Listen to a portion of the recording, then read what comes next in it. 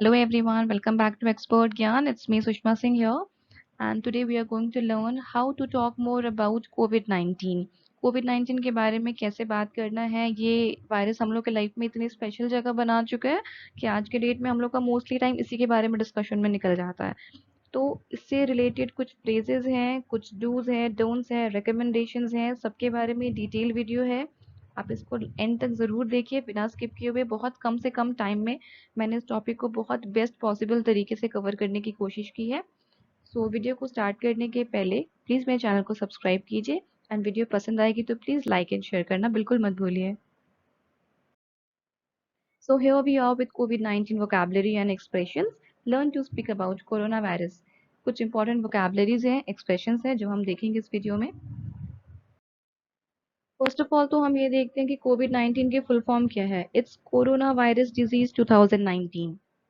बहुत लोगों को अभी ये नहीं पता है कोविड 19 का फुल फॉर्म क्या है। ये जरूर जानते हैं कि वो एक बीमारी है, कोरोना वायरस का नाम है कोविड 19, लेकिन ये नहीं पता कि फुल फॉर्म क्या है। It's corona virus disease 2019। आइए कुछ कॉमन फ्रेजेस देखते हैं जो हम यूज करते हैं। He has Covid 19। अगर किसी को कोरोना वायरस है तो आप कहेंगे ही हैज कोविड 19। अगर किसी ने अपना टेस्ट करवाया और वो नेगेटिव आता है तो आप कहेंगे they tested negative for Covid 19। Then अगर किसी को कोविड 19 नहीं है तो आप कहेंगे she doesn't have corona virus. Lata ने टेस्ट करवाया और वो पॉजिटिव निकली तो हम क्या कहेंगे Lata tested positive for the corona virus. और ये एक कंफर्म केस है तो हम कहेंगे it is a confirmed case. Clear है? नेक्स्ट आते हैं। Let's have a look to some common sentences we heard. हमने पिछले कुछ दिनों में कुछ ऐसे सेंटेंस, कुछ ऐसे वर्ड्स को सुना है जो बार बार रिपीट हो रहे हैं। आइए देखते हैं उन वर्ड्स का मीनिंग क्या है, उनका करेक्ट यूसेज क्या है और हम अपने डेली कॉन्वर्जेशन में उनको कैसे यूज कर सकते हैं। और इस स्लाइड में कुछ रेड हाइलाइटेड वर्ड्स मिलेंगे आपको, उनको आप अपने वोकैबुलरी में ऐड कर लीजिए, बहुत हेल्पफुल है।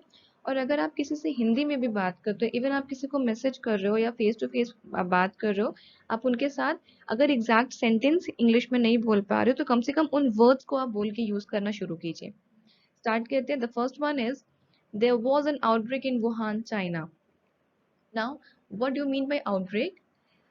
An outbreak is when something happens suddenly and lot of people are affected. Outbreak क्या? अचानक से कुछ ऐसा होता है जिससे बहुत सारे लोग प्रभावित हो जाते हैं, अफेक्टेड हो जाते हैं। अफेक्टेड का मतलब है लोग बीमार पड़ने लगते हैं।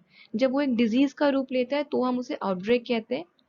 और यही आउटब्रेक जब अपने एरिया के कुछ लोगों में फैलने लग जाए तो उसे हम महामारी कहते हैं। ठीक है, that is known as epidemic. Example देखिए। When the outbreak spread, it became an epidemic.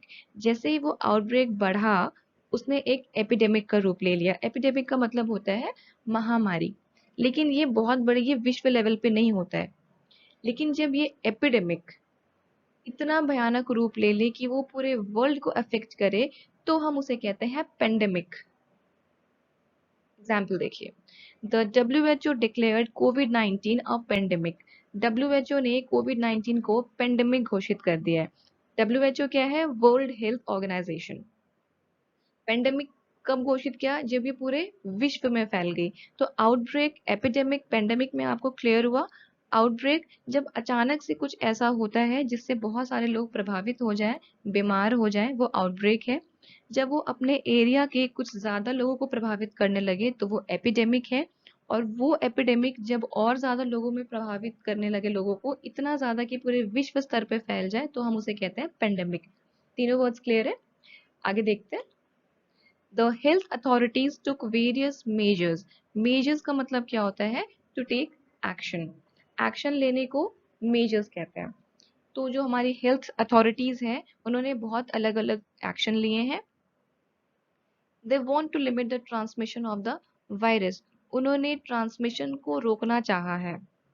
Virus जो एक दूसरे से फैल रहा है, एक जगह से दूसरी जगह पे ट्रांसफर हो जा रहा है लोगों के थ्रू, उसको हमारी हेल्थ अथॉरिटीज रोकने की कोशिश कर रही है।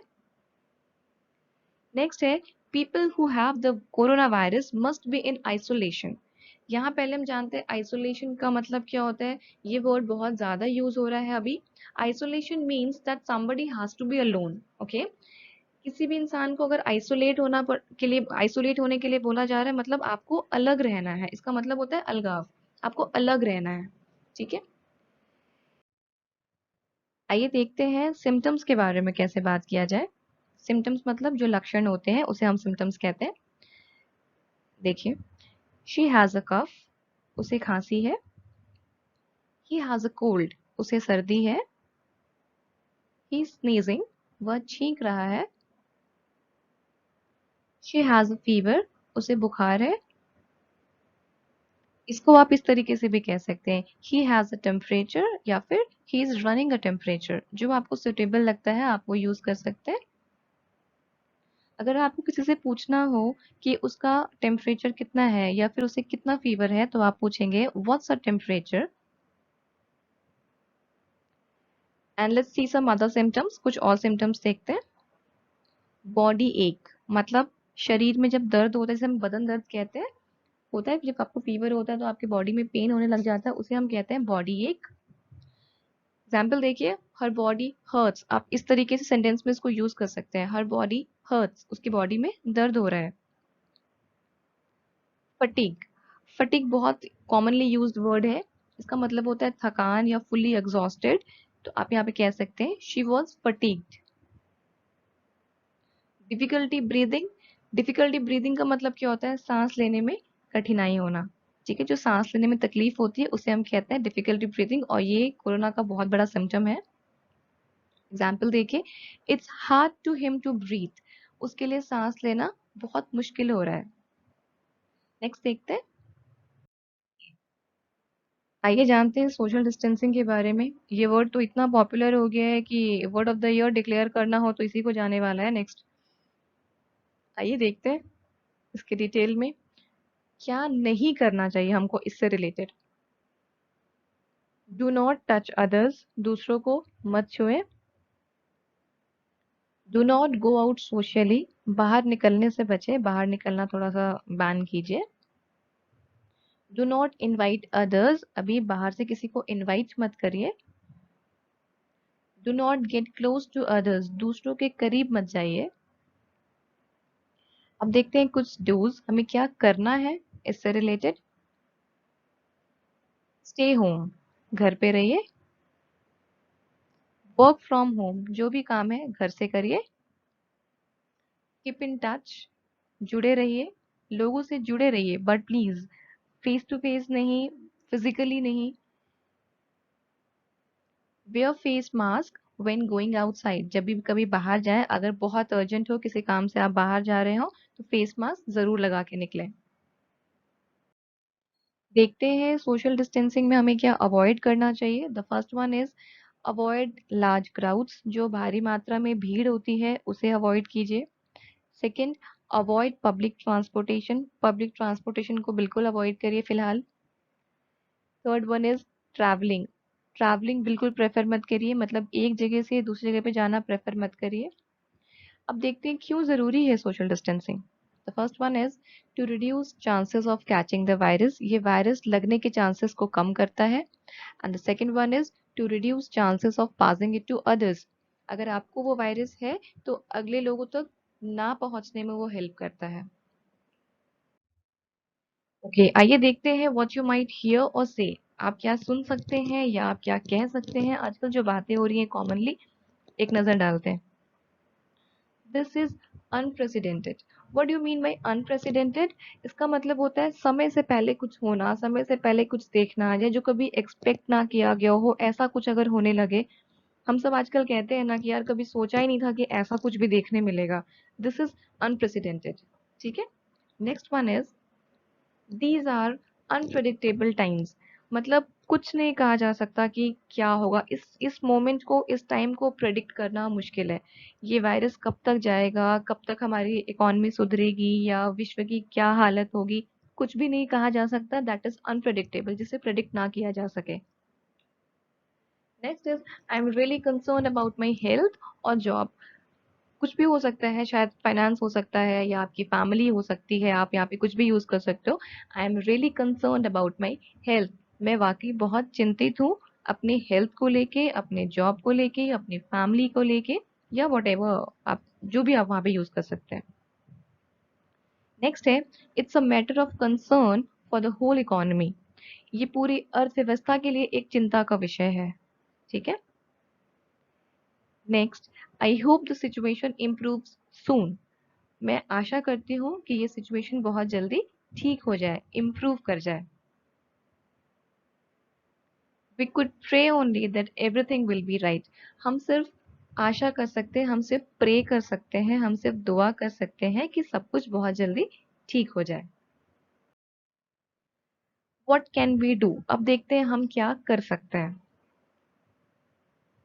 Okay, let's stay home stay safe, the most popular phrase. Let's stay home stay safe, घर पे रहिए, सुरक्षित रहिए। सेकेंड, लेट्स स्टे पॉजिटिव, सकारात्मक सोचिए, सकारात्मक रहिए, stay positive. Let's follow the advice of experts and local authorities. जो हमारे एक्सपर्ट्स हैं और लोकल अथॉरिटीज हैं जो हमें एडवाइस दे रही हैं, प्लीज उसे फॉलो करिए। Make the most of a time, अपने टाइम को वेस्ट मत करिए, जितना ज्यादा आप मैक्सिमम उसको यूटिलाइज कर सकते हो करो। टेक केयर ऑफ आवरसेल्व्स, ये सबसे इम्पोर्टेंट है। अपनी सुरक्षा, अपनी रक्षा खुद करिए और अपना बहुत ख्याल रखिए। कुछ रिकमेंडेशंस है, कुछ सुझाव दिए गए हैं, आइए उन पर एक नजर डालते हैं। पहला है maintain social distancing, social distancing का पालन करें। Avoid contact with sick people, बीमार लोगों से दूर रहिए। Wash hands frequently with soap और हैंड वॉश, हैंड वॉश से या साबुन से अपने हाथों को बार बार धोइए। Use hand sanitiser, hand sanitiser का इस्तेमाल करें। Avoid touching face mouth nose and eyes, अपने चेहरे को, मुंह को, नाक को, आईज को छूने से बचें। कफ और स्नीज इनटू अ टिश्यू, खांसते या छींकते वक्त टिश्यू का इस्तेमाल करें। Do not visit vulnerable people, vulnerable people का मतलब क्या होता है? जो लोग बहुत ही कमजोर हैं, वीक हैं, अभी उन लोगों के पास मत जाइए। जो कमजोर है उनसे फिलहाल मत मिलिए। 3 चीजें हैं जो आपको अभी लोगों को कहना है ताकि वो भी पॉजिटिव रहें और आप भी पॉजिटिव रहें। The first one is be well, अच्छे से रहिए। स्टे हेल्दी, स्वस्थ रहिए। एंड स्टे स्ट्रॉन्ग, मजबूत रहिए। Hope you enjoyed the video. Thank you so much for watching. Stay home, stay safe. Till my next video. Take care. Bye bye.